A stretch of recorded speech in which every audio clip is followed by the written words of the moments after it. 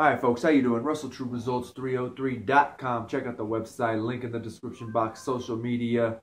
Mind, body, spirit, fitness, putting the healing back in health.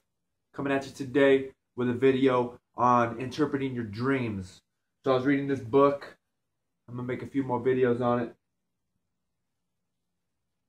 The Einstein factor, right?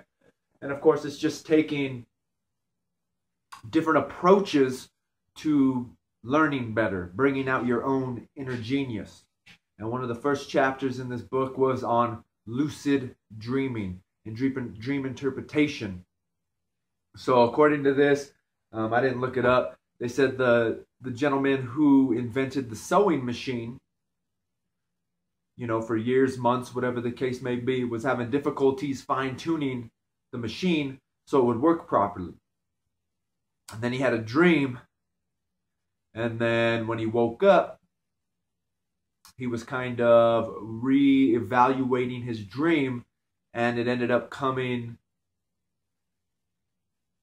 to a point where he was able to reinvent the machine and make it work properly. That's why we have the sewing machine today. So, of course, in order to do that, we're going to have to know what we were dreaming about. So the first step is we've got to start keeping a dream journal. Mine is not down here. Sorry, I've been doing it for the last couple days. Oh, mine is here. For this week, actually. Just got these things everywhere, man. I'm finding them in the garage where I used to make videos. Not for dreams, but just for anything. So I've got that page. And I've got these pages going on. So they also say that you should be, you know, the average person has anywhere between 3 and 5 dreams a night. So even if you don't think you're having dreams, you usually are. Just unfortunately, you're unable to remember those dreams. So of course, keep, you know, one of the first suggestions is to keep the journal right next to your bed. If you're like me, I wake up a few times a night and just journal it. You know, I'll wake up and then this doesn't work for me anyway. So like I say, I'm going to have to start writing my dreams out. But I will sit there and I'll wake up in the middle of the night and I'll kind of talk about my dream. Remember this in the morning. This is what the dream was about. And I wake up in the morning, can't remember it. So first thing in the morning, wake up, write down whatever you can remember from your dreams. Next, if you wake up in the middle of the night, jot down a little bit about the dream. Excuse me, burping. So you know what the dream was. All right. The next is actually being truly present in your dream, or actually being able to control your dream. Now, he said, I can't remember what the doctor's name was, but one thing was I've been trying to do it. It's difficult to do. You know, they say it's really hard to be able to be active in your dream, fully present like it is real life almost. You know, forcing yourself to do stuff, kind of, if you're in that dream where you're running away from a monster, you're trying to get away. In reality, it's just a dream and you control your dream. So if you wanted to, you could just stop, fight the bad guy and win, or just change your dream completely because you have control. It's just a dream. It's just something going on in your head.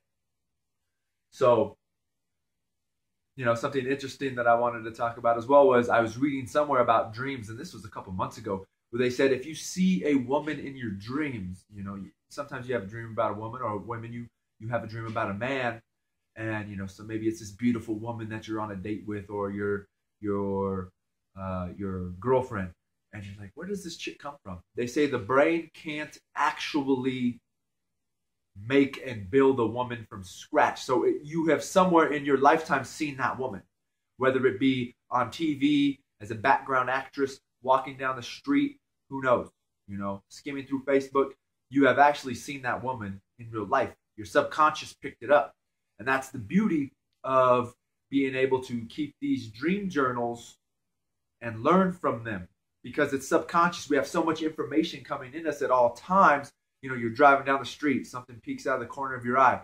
You know, you're, like I said, you're walking through the mall, something here, something there. You're overhearing a conversation while you're at the supermarket. You might not really understand or comprehend that, but subconsciously your mind's picking those things up, and sometimes we're able to express those through dreams.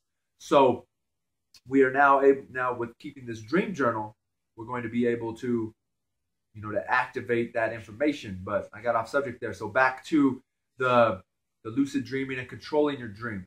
So they say it's very difficult to do. Very few people can do it.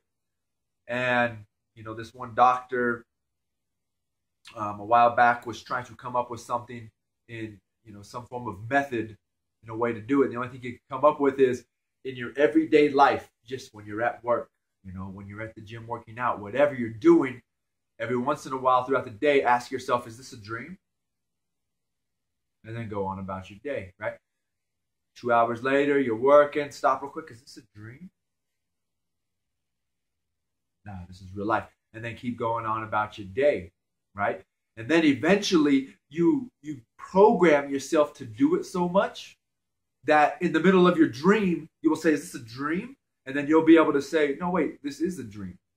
And then now that you are aware you are dreaming, you are able to actually change the dream. And maybe in that dream, you're walking through the mall, but now go talk to that person over there. Do this, do that, change that dream. And now we're actually tapping into that subconscious, and we're able to extract a lot more information that could possibly help us in everyday life. Now, I know what you're thinking. You're like, well, bro, Russell, you're like this big Catholic dude, right? This Christian guy. What do you got going on here? Why are you talking about dreams? Isn't that against the church teaching? And, it is to a certain extent when we talk about the Christian and Catholic, or the Catholic Christian teaching, some other forms of Christianity I'm not sure of.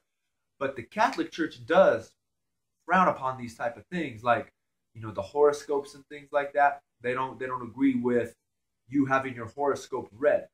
And I was watching a TV show a while back, and they were talking about a horoscope, and they had a group of 10 people, and they just read a horoscope, and they asked everybody who can relate to this horoscope. And almost everybody in the room raised their hand, and they're like, well, this was a horoscope for Gemini. And not everybody in that room was Gemini. It was just a random room of people. So, so the Catholic Church, they do frown upon, horoscopes and psychics and palm readings and, Ouija boards and things like that. The Catholic Church does say we should not fall victim to that superstition or those types of things. But now, just go to the Bible. I was looking it up real quick. I probably lost it. But it was, if you're in Genesis, I think this was Genesis, I think when I looked it up real quick, it was 41. And it's about Joseph and Pharaoh. See if I can find it real quick. If not, I'll just skip over it. But yeah, Joseph and Pharaoh. And we all kind of know the story where Joseph's brothers tried to kill him. I think it was because he was his father's favorite or something. So they tried to kill him. He ended up becoming enslaved in the Egyptian